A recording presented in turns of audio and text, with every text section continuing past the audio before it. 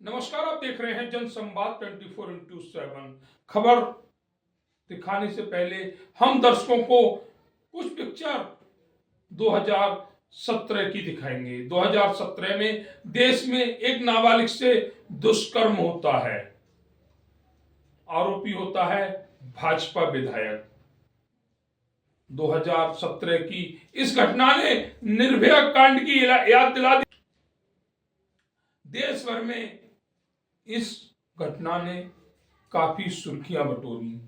2019 तक इस प्रकरण को लेकर अदालत में ट्रायल चलता है, सुनवाइयां होती हैं।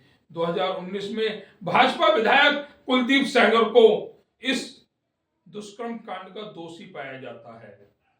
कुलदीप सेंगर को अदालत उम्र कैद की सजा सुनाती है। 19 के बाद 2020, 2021, 2022, 23, 24, 25 में इस प्रकरण में एक नाटकीय मोड़ आता है। पूर्व विधायक कुलदीप सिंह सेंगर की सजा सस्पेंड कर देती है, मतलब माफ कर देती है। हाई कोर्ट द्वारा सजा को माफ करने के बाद देश भर में काफी प्रदर्शन होते हैं।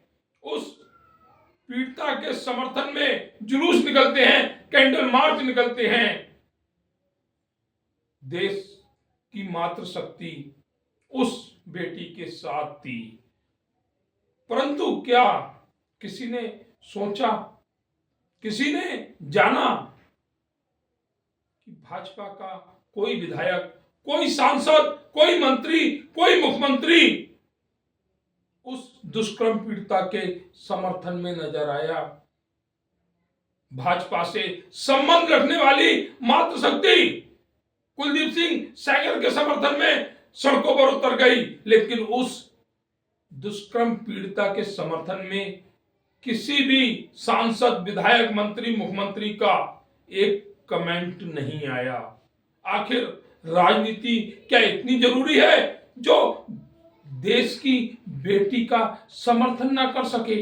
देखा गया दुष्कर्म पीड़िता जंतर मंतर पर कुलदीप सिंह सेंगर की सजा के खिलाफ विरोध प्रदर्शन करती है। पुलिस उसे डिटेन कर लेती है, कोई समर्थन में नहीं उतरता। दिल्ली की मुख्यमंत्री तो एक महिला है। उस महिला ने क्यों नहीं सोचा कि ये बेटी जिसके साथ दुष्कर्म हुआ है, अदालत ने जिस आरोपी की सजा सस्पेंड कर दी वह दोषी था, तो इस बेटी का समर्थन क्यों ना किया जाए? देश भर में 28 से 29 राज्य हैं, जिनमें काफी राज्यों में भाजपा की सरकारें चल रही हैं, कहीं घटक दलों के साथ तो कहीं क्लियर मेजॉरिटी के साथ। केंद्र में भाजपा की सरकार है, उत्तर प्रदेश में भाजपा की सरकार है। कहीं से भी उस बेटी के समर्थन में एक बयान निकलकर नहीं आया।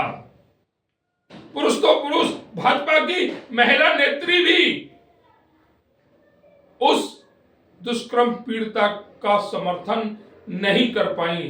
क्या राजनीति इतनी ऊपर हो गई कि आज दुष्कर्म पीड़िता के साथ पार्टी के पदाधिकारी, विधायक, मंत्री नहीं खड़े हुए हैं, बल्कि उस आरोपी के साथ खड़े हुए हैं जिसे अदालत ने दोषी करार दिया।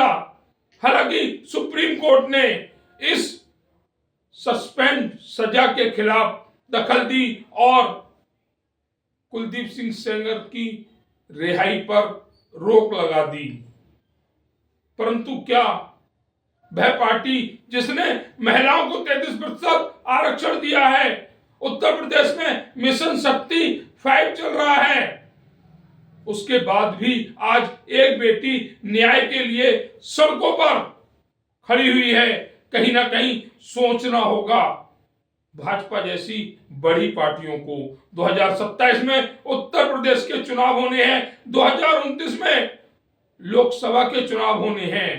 अगर मातृशक्ति का यूं ही अपमान होता रहा तो कहीं भाजपा को 2027 और 2029 में यही मातृशक्ति ठेंगा ना दिखा दे। जिस तरह से चाहे अंकिता भंडारी प्रकरण हो या उन्नाव कांड हो, जहां जहां आरोपी भाजपा के पदाधिकारी, भाजपा के विधायक हैं, वहां मातृशक्ति के समर्थन को लेकर, पीड़िता के समर्थन को लेकर भाजपा ने मौन साध रखा है।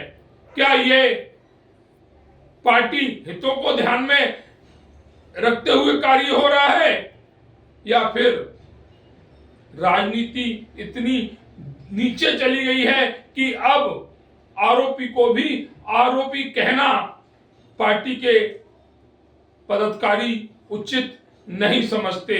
जिस तरह उन्नाव कांड में भाजपा ने अपने आप को दूर रखा, कहीं ना कहीं यह दर्शाता है कि सबके विकास की बात करने वाली भाजपा अपने पदाधिकारियों, अपने कार्यकर्ताओं का ही विकास करती है।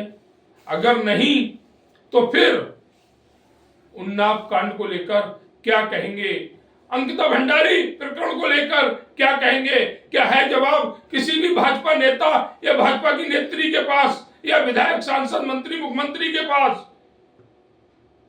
अगर जवाब है तो दिया जाए, और नहीं है तो फिर मातृशक्ति का अपमान ना किया जाए। राजनीति करनी है कीजिए, लेकिन मातृशक्ति के अपमान पर नहीं, उन्नाव कांड के दोषियों के समर्थन की नहीं। राजनीति देश हित की हो, जनहित की हो, लेकिन बलात्कारियों के समर्थन की नहीं।